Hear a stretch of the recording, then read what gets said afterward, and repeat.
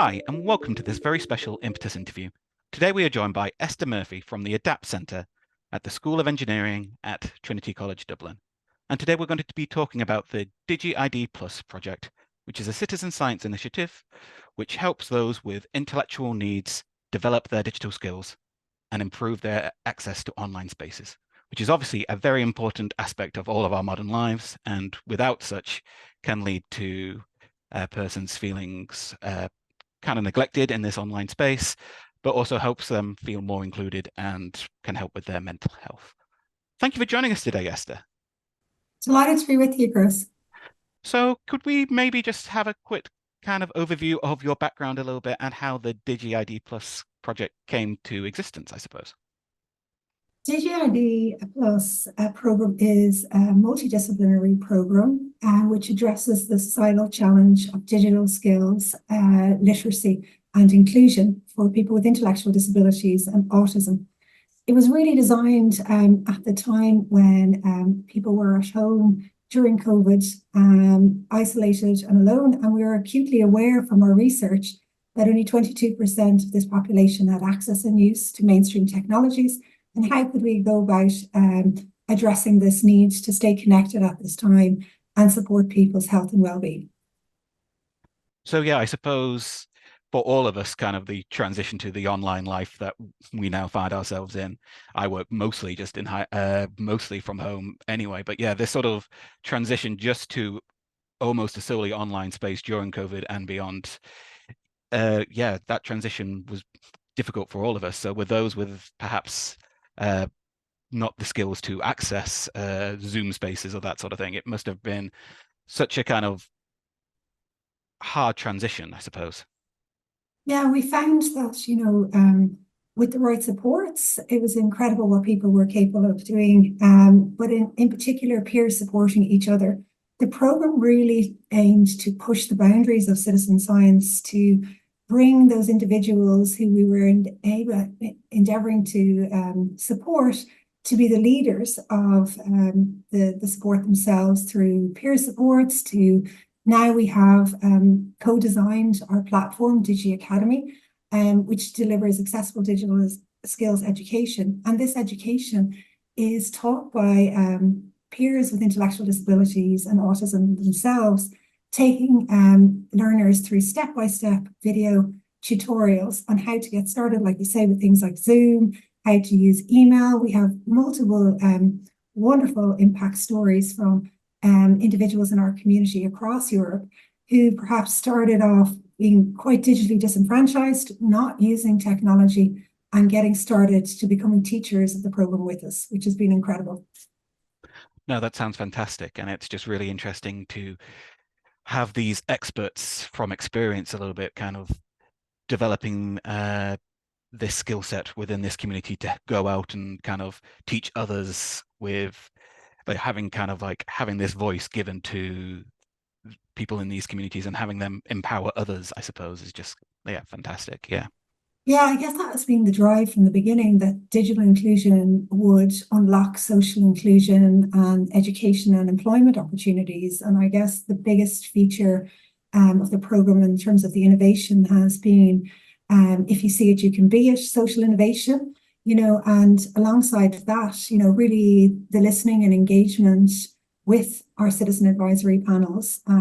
What was really a big intention was to address issues of employment as well. This is a community that experienced up to 83% unemployment. That was a crucial factor, that with the right digital skills, and we've just come through in 2023, the year of digital skills in Europe, and been recognised by the European Commission for the work we've been doing through this year's award in the Inclusion in Digital World. We have seen that when the tools are made accessible and the right supports are around the individuals, it's amazing what they can achieve in terms of social inclusion, access to education and employment, and that they're deciding the content that's required based on the research being validated in these citizen advisory panels. Currently in Ireland, we have 14 citizen advisory panelists, hired team members with an intellectual disability and autism, And this model has been replicated across our consortium in our partnering countries, for example, in Croatia, France, Sweden, and Spain as well. So that's been fantastic to see this co-design citizen science methodology being replicated, and these opportunities for employment for this marginalized community being enhanced, and their voices. That's been such an honor to be part of listening to a community that haven't had those opportunities to share their experiences of how they access technology, how they would like to access technology more, and what they would like to learn about and how they would like to learn. So yeah, we're really thrilled with what's been achieved so far and excited for the next phase of work. No, that sounds really interesting. Yeah. And could we talk a little bit about, like, obviously there's probably like digital skills workshops and that sort of thing that can be accessible, but what are the usual barriers for people with accessibility needs to accessing these kind of more standardized versions of these digital literacy workshops and that sort of thing? And how did working with your citizen advisory panel kind of streamline kind of the work that you're doing to develop the resources that work for them, I suppose? Well, our research teaches us that this is a community that 1 in 3 experience communication difficulties. Mm-hmm. So accessing information, mainstream information, is really challenging. We know from recent work with international groups such as Inclusion International and at home here in Ireland as well, Inclusion Ireland and European groups, that during COVID, access to information was really challenging for this community. So first and foremost was making the communication to empower people to be part of our panels accessible. We're talking here about easy read documentation, a reliance on use of video format, because this is a community that experience much higher levels of literacy difficulties and challenges.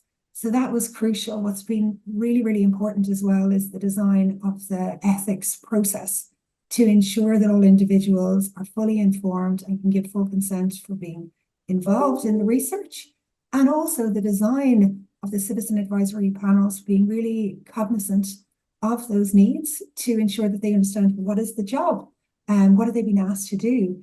And they are reviewing and validating research findings with us, how we do this. I would always say that it's about pace, setting a pace and flexibility, adopting flexibility. We had a bit of a joke in the team that 11 o'clock was the magic hour in terms of people's energies coming online, taking comfort breaks, ensuring also turn taking and using and training in digital tools to do that during online meeting. Bearing in mind that we were all learning together at this time, and that's become our tagline, Digi Academy learning together. But it's really been about peers also getting space to say, this is how I manage it, this is how I downloaded information, this is how I find out. And us as a research team observing and enabling kind of those connections, be it through little breakout groups on an online meeting, but also making that an educational session of if somebody hadn't been part of that before as well. Video methodology has been hugely important. We've made all of our events available online. We offered hybrid events throughout COVID, and ensuring that people had supports to join, because it kind of was that catch-22 of how do you engage with a digitally marginalized, digitally franchised group when we were engaging online. So everything had to be accessible and in an educational, informative way to ensure people got involved. And fun. Fun has been a huge factor. Really flipping our thinking around research to say, hey, we're going to have this meeting online. It's going to be tips and tricks about how we're using technology, but like there's quizzes. But under that, we've been observing how people like to learn, how they're going to be assessed. Does anybody like a test anyway? How are we going to do that? So it's really informed then the later part of the development for the platform as well, because this is a community that traditionally online learning has really been inaccessible. So we were really building a platform from the ground up with our community, a bespoke platform, and that really listened all the way along with our design choices, our content choices, to now, having this content delivered, this education delivered by the community themselves is really wonderful to see. And yeah, we're just excited now what's coming next.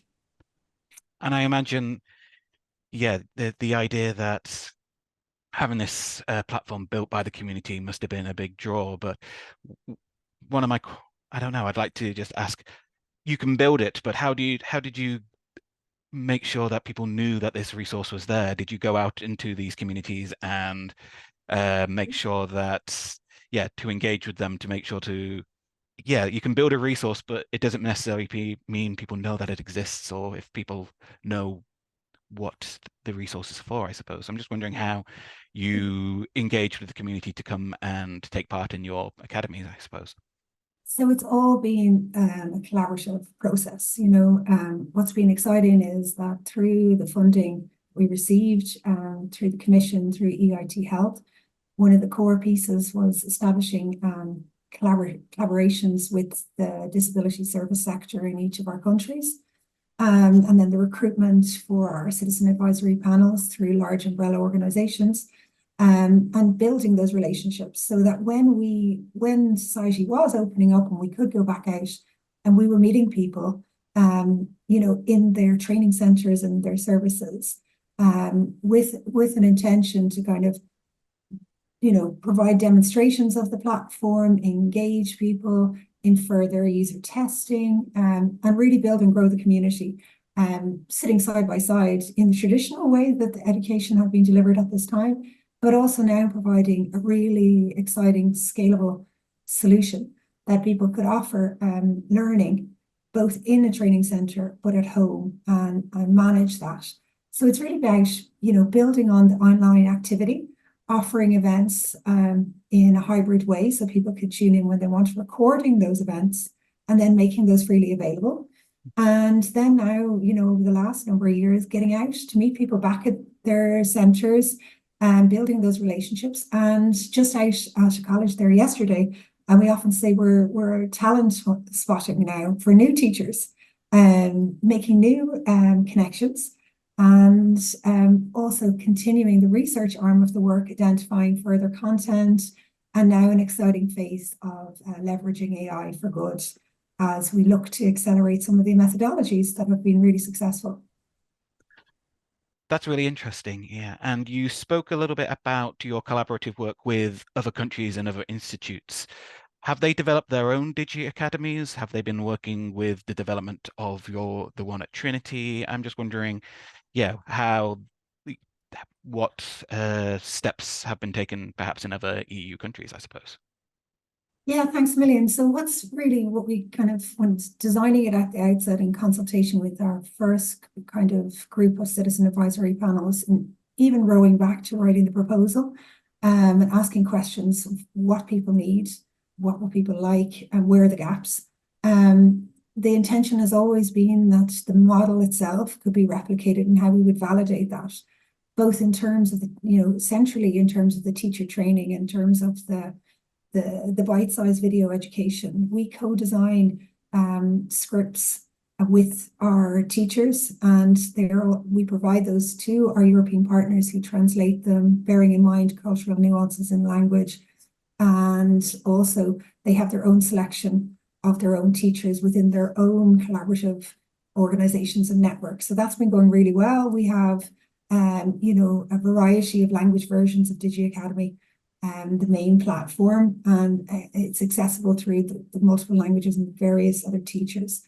We've seen incredible success, which with a number of our partners, in particular a partner from Croatia, who have also been recruiting several teachers, training them. And we worked with them this year on a paper for the European Congress, and awarded the best poster at that Congress, demonstrating the replicability of the teacher training model that we had in place, which was fantastic to see. So just growing the content, growing the numbers of teachers. And as I was saying there, looking to new technologies to amplify the voices and accelerate some of the work. Mm-hmm.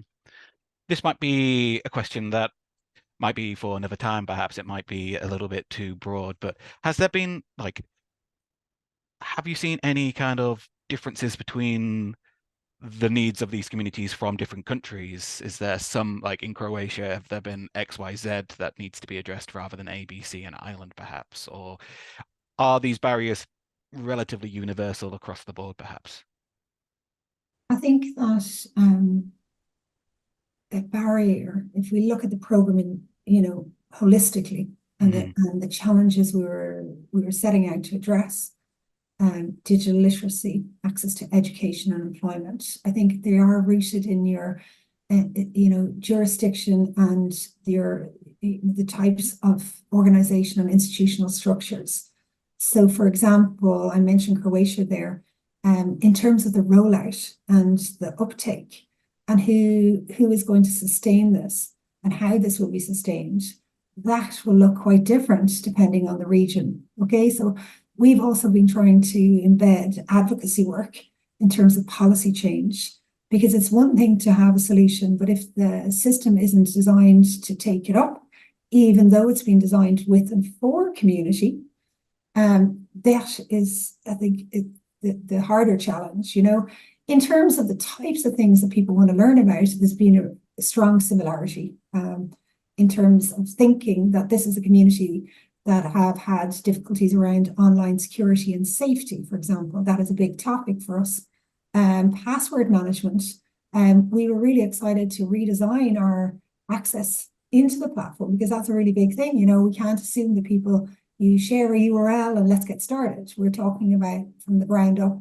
How do we designed a piece of work with one of our teachers of how to get started using the platform, not assuming, if we're talking about a group, as we said, that had such low usage of both internet devices, in order to really reach them, we have to explain how the program can be used in the beginnings. So we had really good fun redesigning our registration. And now we have a new innovative QR code whereby people don't have to memorize passwords. They're really enjoying that. And that's for everybody across the European citizens that have been involved, So that's been fantastic to see.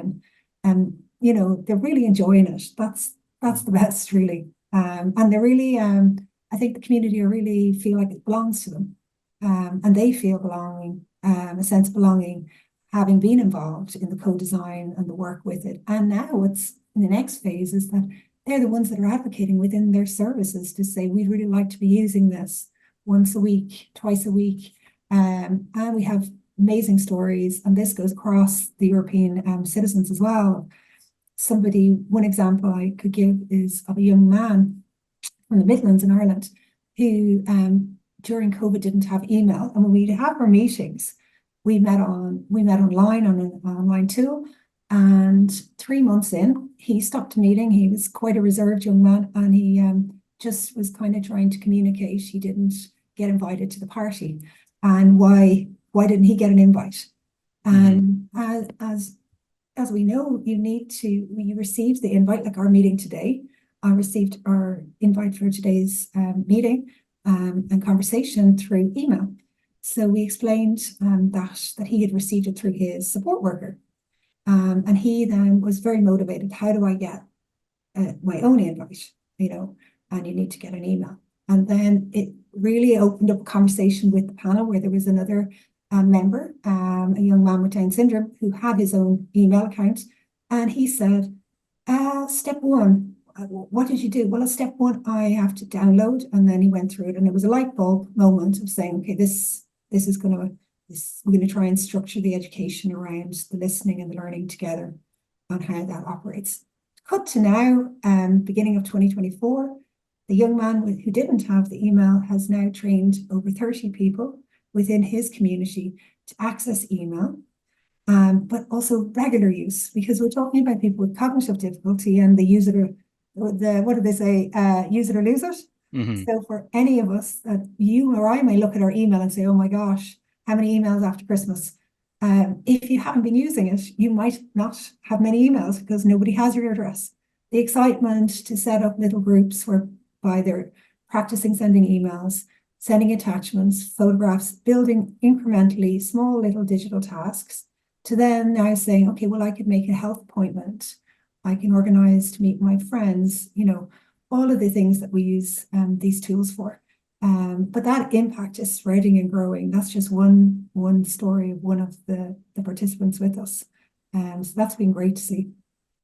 It must have been such an interesting co-learning event for everyone involved, I suppose, because just without kind of thinking about it, you would just sort of half expect the lowest, like everyone to have kind of a similar point of entry, like everyone has an email address and that sort of thing. But even signing up for your course or taking, as you say, being involved in the email exchanges, there must have been so many different kind of points of entry of like different levels of skills, I suppose, and just kind of, yeah, developing a access point for each of these like people in this community to, I don't know, yeah, engage at the first step, I suppose, must have been just a very interesting process.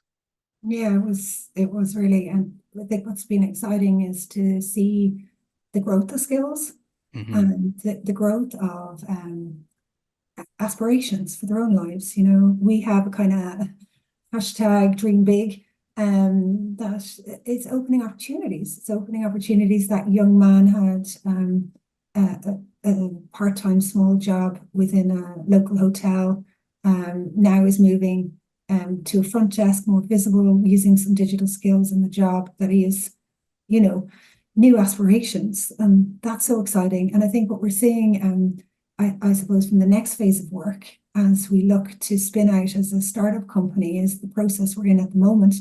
We're seeing the impact widely on society in terms of opening opportunities for our community to be in paid employment in businesses, large businesses, technology companies, and what they have to offer.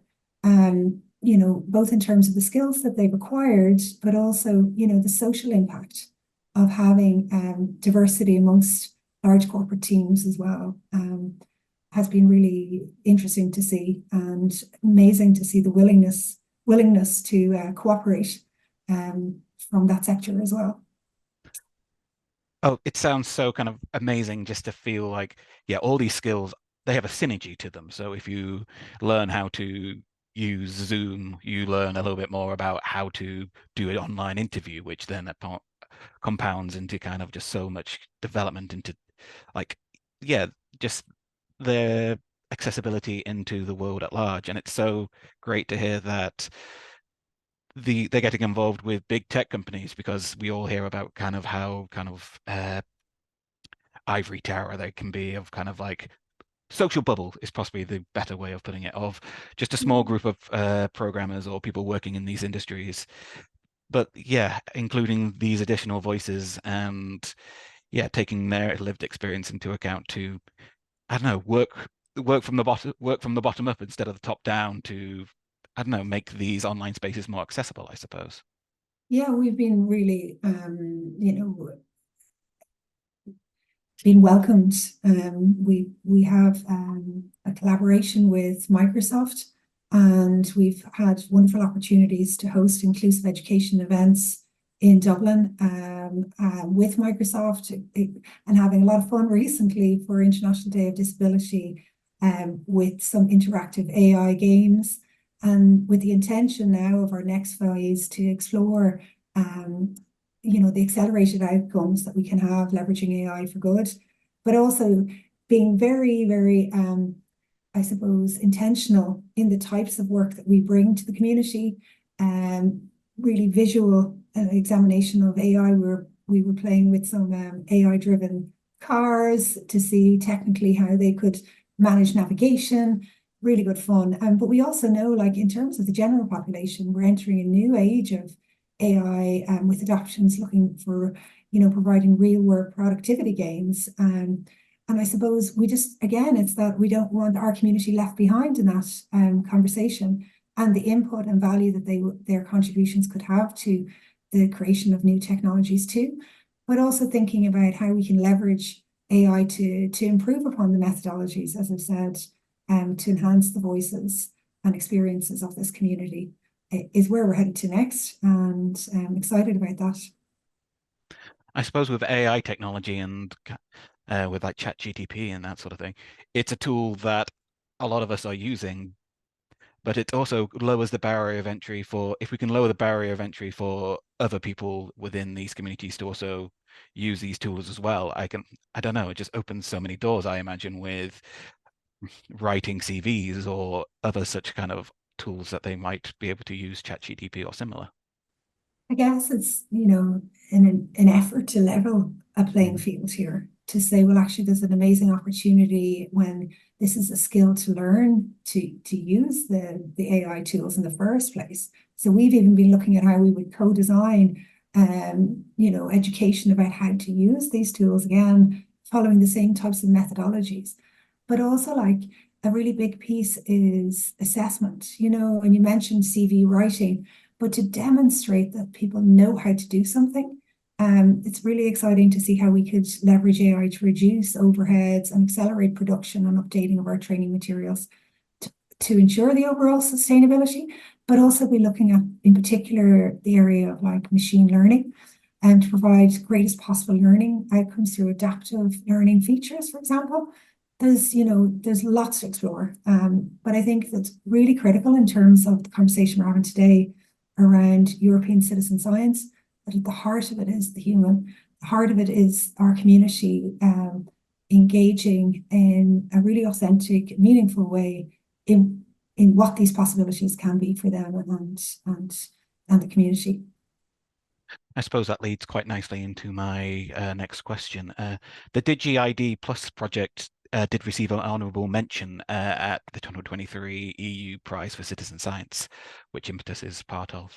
I was just wondering what it was like to have your work recognised on this scale. I know that you mentioned before that you also received recognition at the EU Digital Skills this year, but yeah, I was just wondering, the experience of being part of the EU Prize for Citizen Science and what benefits it brought to the Digi Plus project. Thanks so much. I suppose it was an honor, really, to be part of the inaugural awards, Citizen Science Awards, and to have specifically the citizen science piece recognised at such a level.